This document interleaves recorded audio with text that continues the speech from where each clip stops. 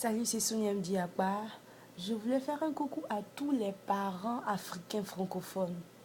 Salut, salut. Je voulais partager avec vous une idée d'investissement que j'ai eu. En fait, c'était investir dans tout ce qui était jouets de collection. Vous savez, j'ai remarqué que les enfants, quand ils sont plus petits, du genre moins de 5 ans, quand les enfants ont moins de 5 ans, j'ai l'impression qu'ils n'ont pas ce concept-là encore bien développé en tête, de garder, de préserver les jouets, de faire attention de ne pas les gâcher et tout ça. Donc, moi-même, j'ai 3 enfants. Donc, s'il faut à chaque fois, j'ai 3 enfants qui ont moins de 5 ans. Non, le plus grand a 5 ans, il va avoir 6 ans. Le dernier a 3 ans. Donc, ils sont dans cette première phase de leur croissance où du genre, il faut leur répéter. Non, on ne garde pas le jouet. Attention au jouet. Fais attention, fais attention. Et puis les enfants, quand ils sont petits comme ça, quand ils ont un jouet, s'ils voient un autre jouet, quand ils sont émerveillés, bon, ils vont laisser le jouet qu'ils ont et puis ils vont passer à autre chose.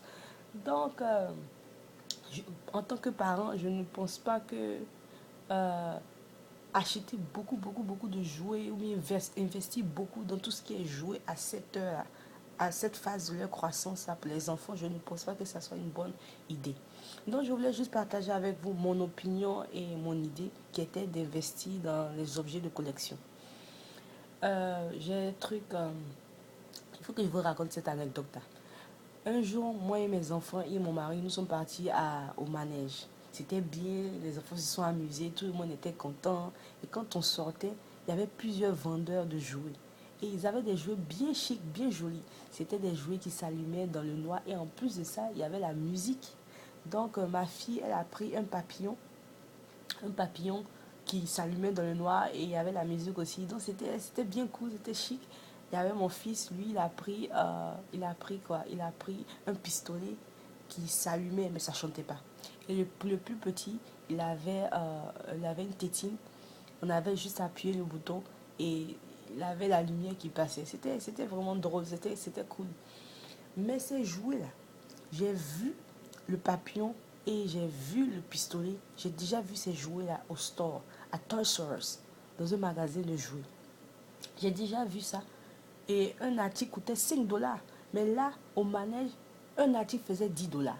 Le pistolet faisait 10 dollars. Le papillon faisait 10 dollars. Maintenant, l'autre, la tétine faisait seulement que 5 dollars. Mais 10 dollars, 10 dollars. Donc, j'étais en train de faire les calculs. 10 dollars, 10 dollars. Ah, mais ça, c'est pas 5 dollars, 5 dollars là-bas. Mais ça, c'est du vol. Mais bon, j'ai compris que les gars, c'était des commerçants, ils voulaient avoir leur bénéfice aussi. Donc là, on a gaspillé combien? Pourquoi je dis gaspiller? Parce que ces jouets-là n'existent plus. On a gaspillé 10 dollars, 10 dollars, 20 dollars, 25 dollars, non? On a gaspillé 25 dollars en une soirée. Nous ne sommes même pas encore rentrés à la maison. Voilà que ma fille est en train de tourner l'antenne. Je lui ai dit, mais qu'est-ce que tu es en train de faire là? Elle dit, non, maman, j'essaie de voir. Elle essayait de voir en fait d'où la lumière venait. Tout, tout, tout. J'ai dit, ça c'est quoi ça encore? Il dit, ça c'est quoi ça? Quand vous avez des enfants qui ont la nature de MacGyver, de vouloir savoir comment les trucs fonctionnent, de vouloir tirer les trucs ici, il faut faire attention. Hein. Si vous devez acheter dans les jouets, vous allez beaucoup, beaucoup, beaucoup, beaucoup, beaucoup gaspiller.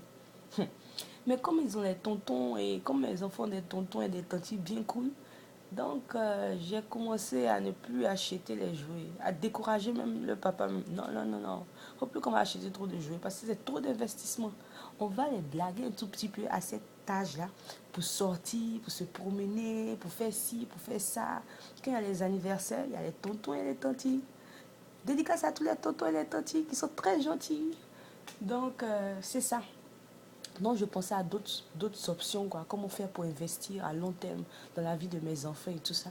Et pendant que je pensais à ce genre de questions-là, coïncident, j'avais fait une transaction avec une dame et elle m'avait donné une poupée de collection. Voilà la poupée. Elle m'a donné une poupée de collection. Elle m'a dit que cette poupée-là, elle l'a eue de sa grand-mère quand elle était petite. Et elle m'a dit, Sonia, tu sais, plus ça dure, plus ça prend de la valeur. Donc, je te donne ça parce que je n'ai pas envie de garder. Donc, j'ai commencé à réfléchir. J'ai dit, et mes enfants aiment bien tout ce qui est Disney Channel. Ils aiment par exemple Docteur La Peluche et tout ça. Et j'ai commencé à regarder les poupées Barbie. Barbie aussi a une série de collections.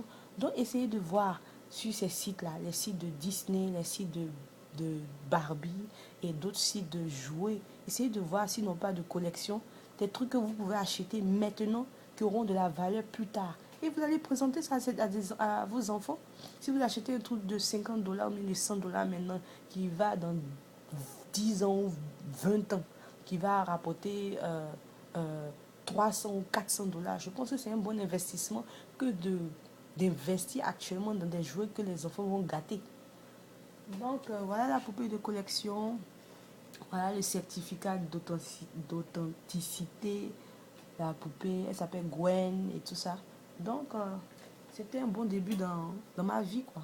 J'ai trouvé ça intéressant de voir ça comme ça.